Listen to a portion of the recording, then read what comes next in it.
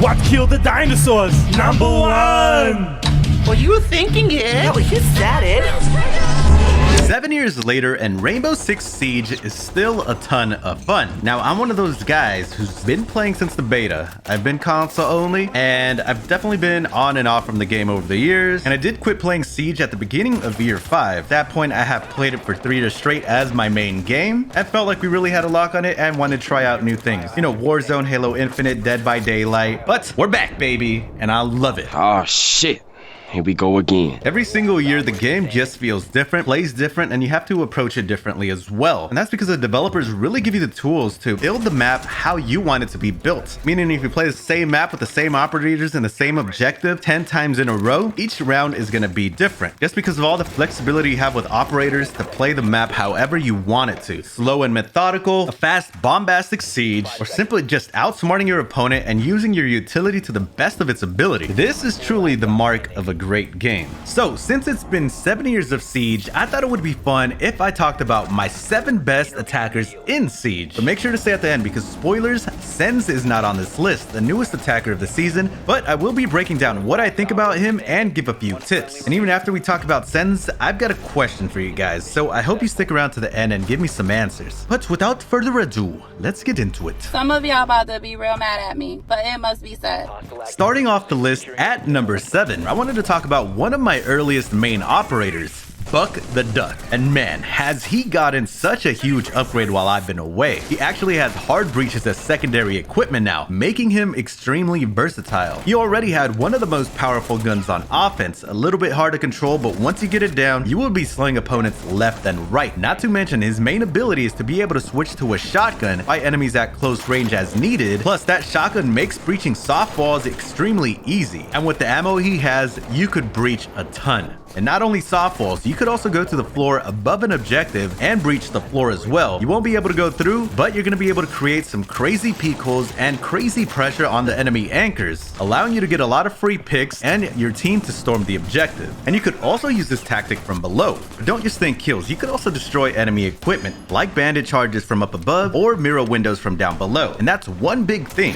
He has over sledge. And another pro tip is to make sure you switch to the shotgun anytime you're about to turn a corner. And if you don't see an enemy, immediately switch back to the assault rifle. So because he has a powerful gun, soft breaching capability, and hard breaching capability, Buck is almost a no-brainer. Now I'm gonna shut up for just a bit so we could see Buck in an optimal situation. And by the way, we're gonna be doing this for every single operator. We're gonna talk about them, and then we're gonna end it off with a round-winning gameplay from each operator.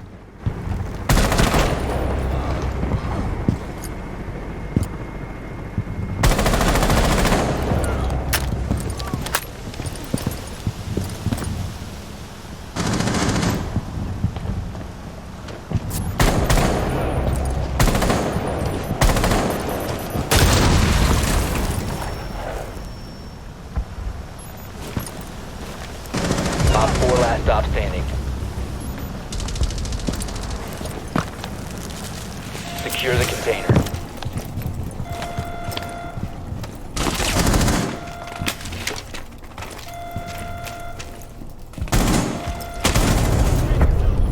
Op 4 eliminated.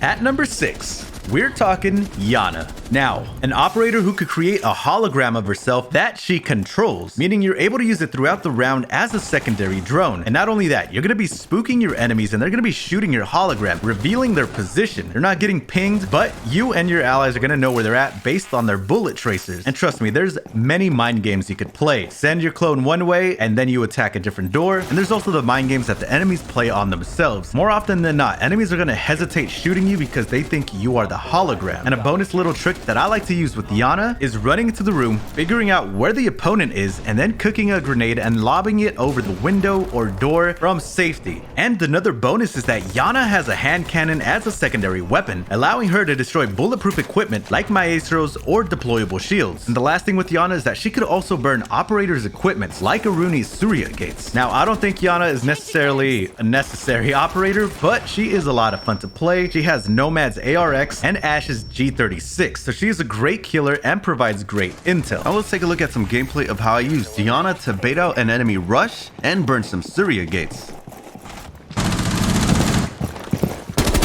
Op 4 4 last stop standing.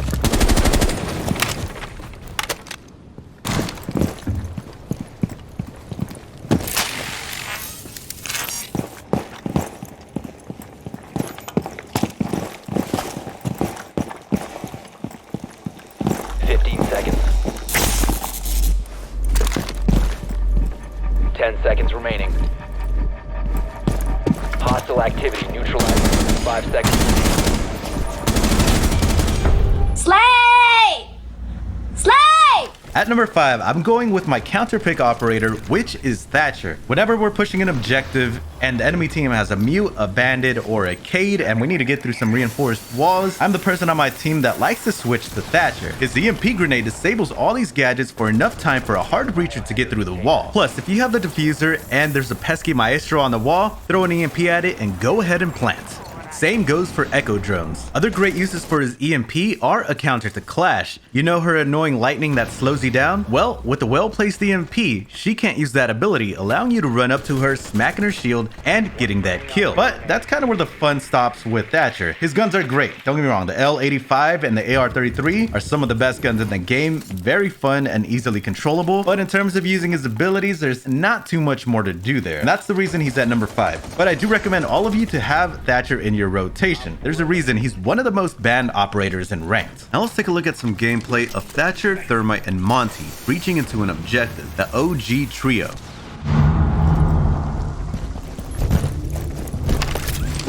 Electronics.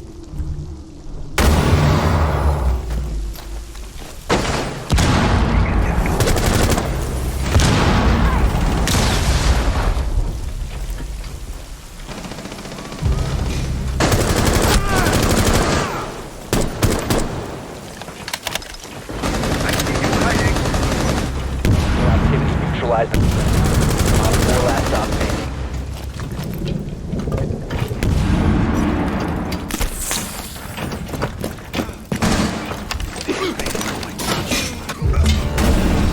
Incredible, amazing, show-stopping, spectacular. At number 4, Hibana, one of the original hard breachers in Siege. Back in my day, operators didn't have a hard breach as a secondary equipment. You had to bring Hibana or Thermite. So although Hibana is not needed every single round, she still brings a lot of benefit for specific objectives. Specifically talking about those objectives where you could repel and have a really good vantage point from the outside, but the wall you need to reinforce is one room over. So I really enjoy repelling upside down with Hibana and opening a lot of lines of sights into the objective so my team could pressure from the outside in. It's also great for cutting out flanks and rotation. And another little trick with Hibana is that you could actually switch the amount of pellets you shoot. For example, if you wanted to break a Mira or something like that, you could switch it to a lower amount of pellets and not have to use all of your gadgets. And you could also spread out the hard breaches you make, creating a lot more peek holes that you couldn't do otherwise. And that's something Hibana has over the secondary hard breachers. She also combos well with stun grenades because you're going to be able to get them in places where the enemy doesn't expect. Not to mention, her gun is super deadly and super accurate, and she also has a secondary SMG. So although Hibana, you kind of fallen from the top 3 in my list, you are still one of my favorite operators. Now we're going to be taking a look at Hibana using her gadget to create pressure and then using both her primary and her secondary SMG to clean up the round.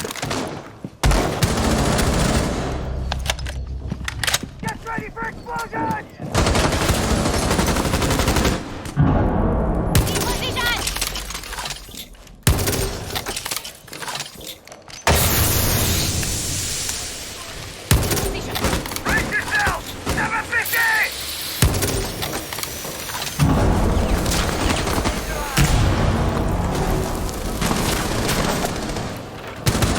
Activity resumed. Op 4 last stop standing. And I went out of G. At number 3, let's talk Fuse, because he's changed a lot since I've played this game. He is an operator that I pick if our team needs a hard breacher, meaning we need to break through reinforced walls, and he could do this because of his secondary equipment, just like Buck, which we recently talked about, except his main ability is that he could throw Fuse charges, which is an ability that allows you to burrow through soft walls, floors, or hard reinforced walls and shoot out a cluster of grenades into an enemy base. Fuse is especially great when the objective is not on the top floor, because if you combo him with a Jackal and you're able to clear the top floor of above the objective, then you could fuse below and rain hell. His explosive abilities just create for awesome feeling rounds. Back then, Fuse could only use his ability 3 times, and not only that, they did not go through reinforced walls, so most of the time he was a wasted pick. But that is not true anymore. I seriously want all of you guys to try him if you guys haven't used him, or if you guys think his ability is a little too simple or not. It might be, but it's super effective. Trust me on this. Now let's take a look at a round win with Fuse, where I use the ability not to get the kill, but to flush the enemy out their base and then clean them up with the AK-12.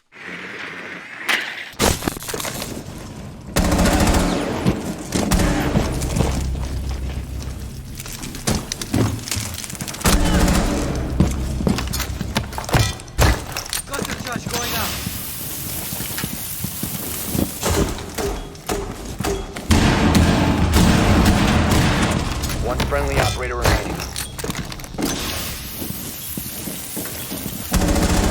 4 last operator standing.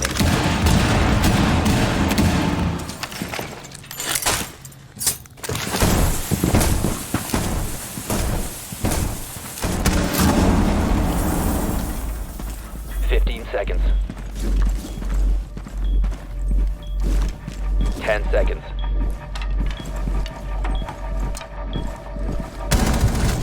No, I don't think you understand. I'm obsessed. At number 2, it's the operator that I used to main on attack before I quit Siege. It's the sister to the best waifu in the game, Zofia, or Chofa, as I like to pronounce incorrectly. Zofia is great with her LMG that you could just unload on enemies without needing to reload. Her ability allows you to soft reach from a distance, including being able to break opponents' gadgets. This is great for objectives where there is a room between the outside and the main objective you're trying to capture, allowing you to siege from the safety of being outside. And that means this also makes her a great operator to repel outside of windows. Her second ability is that she could switch to concussive rounds. She gets 2 of these, and after they bounce once, they will detonate. Except there's a bonus mechanic here. If you shoot a concussive grenade into the room and there's an enemy nearby, the grenades will trigger and go off before they bounce, letting you, the Chofa player, know that there's an enemy in that room. And also, if you hate Clash, Zofia is actually a hard counter to Clash. Throw one of the concussive grenades at her, her shield's gonna move out the way, and you're gonna get a kill. But just because you hit an enemy with a concussive round, don't think it's a guaranteed kill. An experienced player could definitely play through it. So a second use for the concussive rounds is to burn enemy gadgets, like Jaeger's ADS or Aruni's Surya gates. And it's always so sweet to bring claymores on attack, not only to cover runouts, but also to cover routes if you take over the objective. Now let's look at a checkmated round by Sophia, using the concussive grenades to see if there's an enemy nearby, slaying out with the LMG, and locking down pathways with the claymore. Operator standing.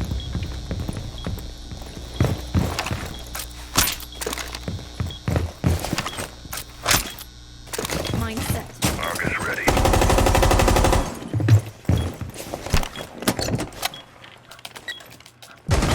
Friendly, last operator standing.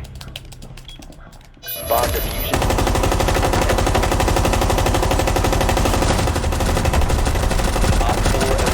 Maybe I just am funnier and cooler.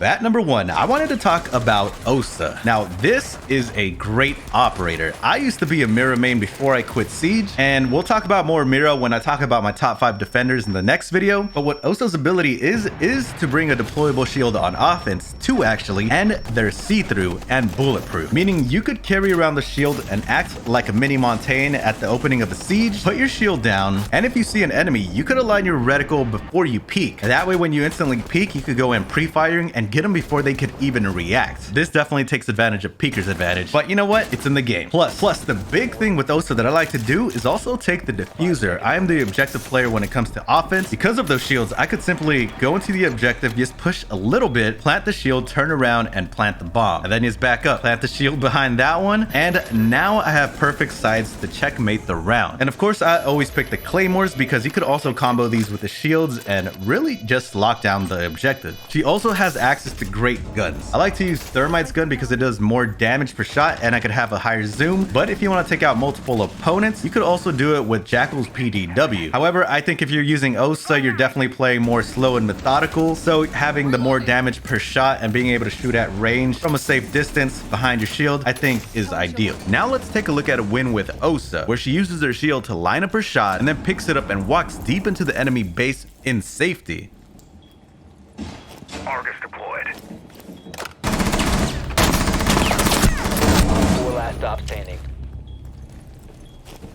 Dropping mix.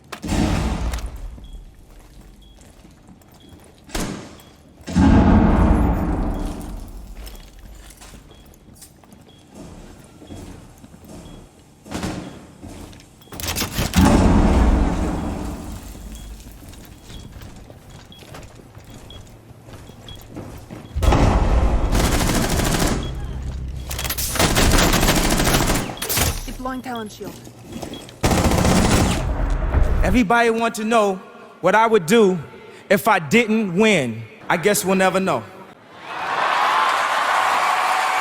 Now let's talk about Sens, the newest attacking operator in the game. And along with them, they introduced a new primary weapon, an assault rifle that deals high damage. But if you're on controller like I am, you know that thing kicks like a horse. But I found a happy medium using the 1.5 scope with the compensator. But his gun aside, his ability allows him to throw a disc that bounces around on walls, creating a hologram wall that people can't see through, except Warden, that is. The big thing with Sens that I find great is that you could storm into an objective, carry the diffuser, and throw all your Sens around in the rooms and plant the diffuser without the enemies knowing. Or if they do know you're planting, they're not going to know exactly where you're at, and they're going to start shooting, moving around, and by the time Sens abilities go down, if your team is around, they're going to be able to take advantage of the enemies being out of ammo and being out of position. And also, if you're in a dangerous spot and you need a hard breach wall, Sens does have a hard breach, so you could combo his ability and his hard breach. So overall, I think Sens is a great objective player, but instead of having the enemy not see me, I'd rather have the enemy not be able to shoot me. So I would still be taking Osa instead of Sens. And with that said, those are my top 7 attackers that I like to play, not necessarily the 7 best in the game. So I have a question for you guys. What are the 7 best attackers that were not on this list, and how would you order them? I look forward to chatting with you guys in the comments. Until next time.